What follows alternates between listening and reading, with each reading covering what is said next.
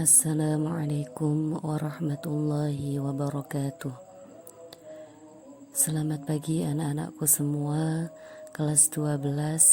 Semoga kita semuanya selalu diberikan kesehatan sehingga kita bisa melakukan aktivitas kita sehari-hari, termasuk pembelajaran daring pada kesempatan kali ini.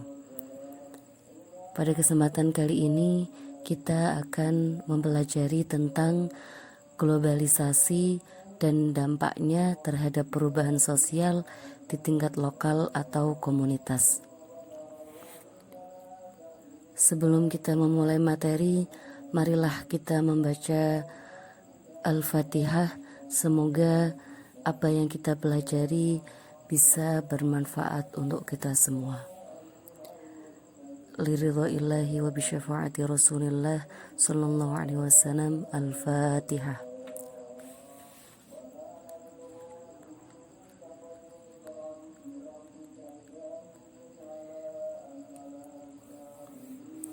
Baik, alhamdulillah pada kesempatan kali ini yang akan kita pelajari pertama yaitu tentang pengertian globalisasi.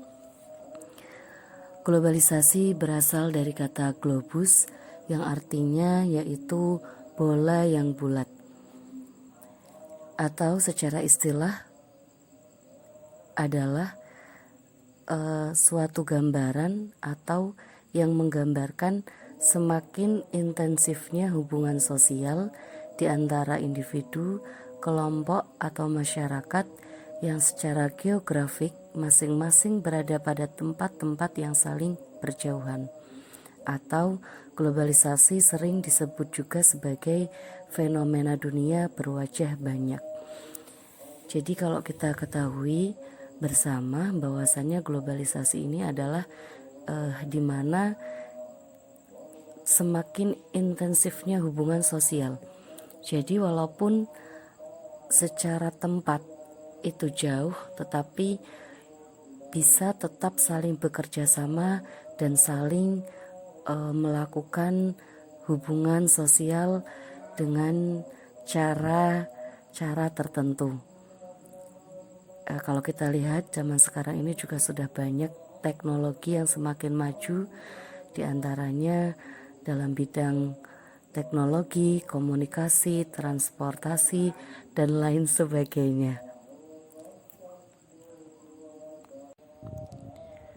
Kemudian globalisasi sendiri itu biasanya diidentikan dengan internasionalisasi, liberalisasi, universalisasi, westernisasi, dan deteritorialisasi, yang mana semuanya ini mempunyai makna sendiri-sendiri ya.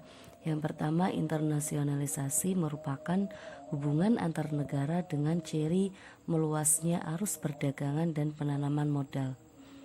Yang kedua, liberalisasi adalah pencabutan pembatasan-pembatasan pemerintah untuk membuka ekonomi tanpa pagar dalam hambatan perdagangan. Kemudian ada westernisasi. Ini merupakan ragam hidup model budaya barat atau Amerika. Jadi kebarat-baratan atau meniru budaya-budaya barat. Kemudian yang keempat, deteritorialisasi adalah perubahan-perubahan geografis sehingga ruang sosial dalam pembatasan tempat dan jarak berubah. Berikutnya yaitu tentang dampak globalisasi terhadap perubahan sosial di tingkat lokal atau komunitas. Seperti yang sudah diuraikan, bahwasanya globalisasi diartikan sebagai proses yang menghasilkan dunia tunggal. Dalam hal ini, masyarakat di seluruh dunia menjadi saling bergantung pada semua aspek kehidupan, baik politik, ekonomi, sosial maupun budaya. Dampak yang dirasakan dari perubahan sosial karena pengaruh globalisasi mengakibatkan beragam masalah seperti berikut ini. Yang pertama yaitu urbanisasi. Urbanisasi adalah proses perpindahan penduduk dari desa ke kota atau dari pekerjaan pertanian di desa ke pekerjaan industri di kota. Atau ada yang mengartikan urbanisasi merupakan suatu proses pertumbuhan daerah pertanian atau perdesaan menjadi perkotaan. Kemudian beberapa penyebab terjadinya urbanisasi adalah daya tarik tertentu di kota, misalnya daya tarik ekonomi, daya tarik sosial, daya tarik pendidikan, dan daya tarik budaya. Yang kedua yaitu kesenjangan sosial ekonomi. Secara etimologis, kesenjangan berarti tidak seimbang, tidak simetris atau berbeda. Kesenjangan sosial ekonomi dapat diartikan sebagai tingkat pertumbuhan sosial ekonomi yang tidak sama yang terjadi pada masyarakat yang melaksanakan pembangunan. Faktor-faktor yang mendorong terjadinya kesenjangan ekonomi antara lain yang pertama yaitu menurunnya pendapatan per kapita. Yang kedua, ketidakmerataan hasil pembangunan antar daerah. Yang ketiga, rendahnya mobilitas sosial. Yang keempat, hancurnya industri kerajinan rakyat sebagai akibat monopoli para pengusaha bermodal besar.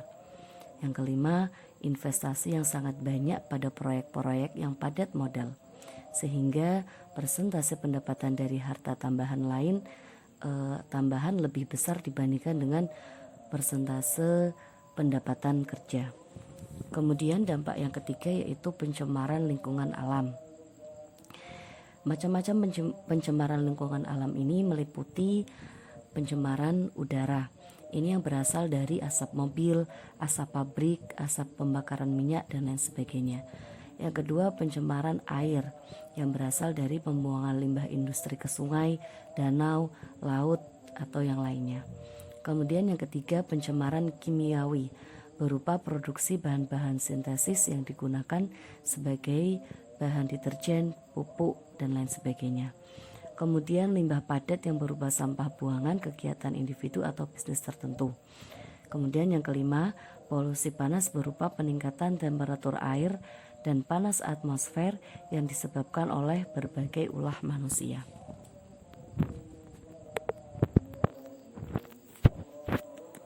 Kemudian yang selanjutnya yaitu kriminalitas. Salah satu dampak pembangunan adalah meningkatnya kriminalitas atau tindak kejahatan, baik secara kualitas maupun kuantitas. Pembangunan yang dilakukan di negara berkembang ini biasanya sering memunculkan masalah-masalah sosial seperti menipisnya rasa kekeluargaan, meningkatnya sikap individualistis, meningkatnya tingkat persaingan, dan meningkatnya pola hidup konsumtif. Kemudian dampak yang kelima yaitu lunturnya eksistensi jati diri bangsa. Ini bisa dilihat dari berbagai bidang, di antaranya bidang teknologi, bidang pendidikan, bidang ideologi, bidang agama, bidang lingkungan dan kesehatan, bidang ekonomi, dan bidang budaya. Mungkin itu saja penjelasan kali ini, semoga bisa bermanfaat. Kurang lebihnya saya mohon maaf. Wassalamualaikum warahmatullahi wabarakatuh.